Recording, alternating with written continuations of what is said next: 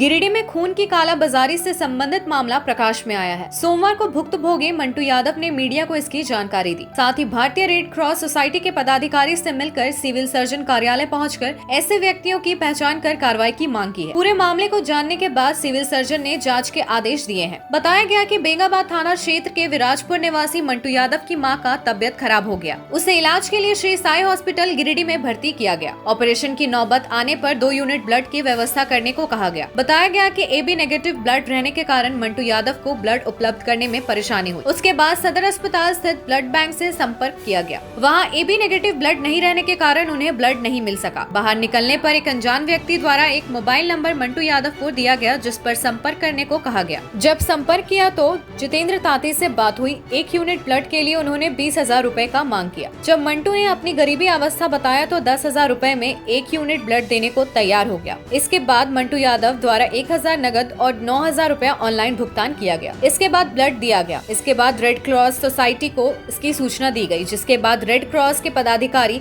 सदर अस्पताल पहुंचकर CS से मुलाकात किया और दोषियों पर कार्रवाई की मांग की। सिविल सर्जन ने स्पष्ट कहा कि खून की कालाबाजारी नहीं चलने दिया जाएगा। हमको ब्लड का जरूरत था। हमारा माँ यहाँ श्री साई हॉस्पिटल में एडमिट थी। उसको AB नेगेटिव का जरूरत था, तो उसमें हमारा उस हॉस्पिटल में हमको बताया गया कि सदर अस्पताल ब्लड बैंक से आप लेके आओ। हमने यहाँ आया, पूछताछ किया। उसके बाद हमको बोला कि नहीं है, बाहर बोर्ड है, पढ़ लो। हमने वहाँ देखा बोर्ड में AB नेगेटिव नहीं था। तो यहीं कोई कर्मचारी था या कौन था, हम उसको नहीं पहचानते हैं। उसके द्वारा हमको एक नंबर मिला।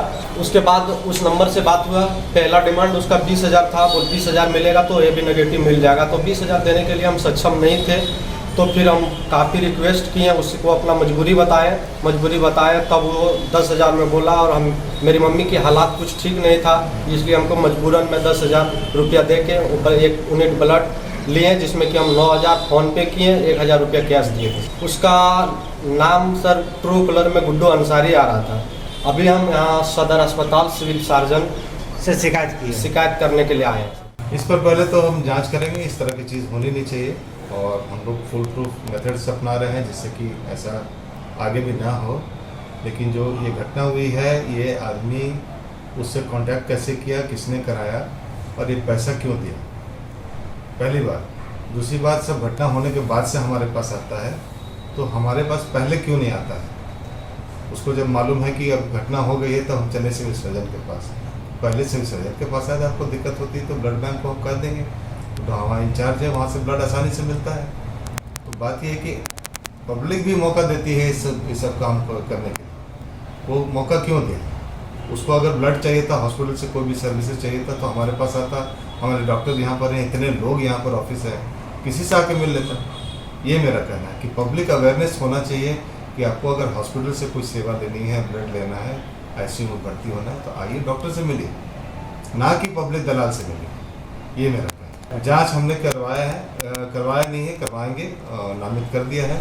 एक रेड क्रॉस से अभित सर है और हमारे डॉक्टर सुहेल है इंचार्ज। इन दोनों से हम जांच करवा लेंगे, उसके बाद से इससे थाना से बात करेंगे।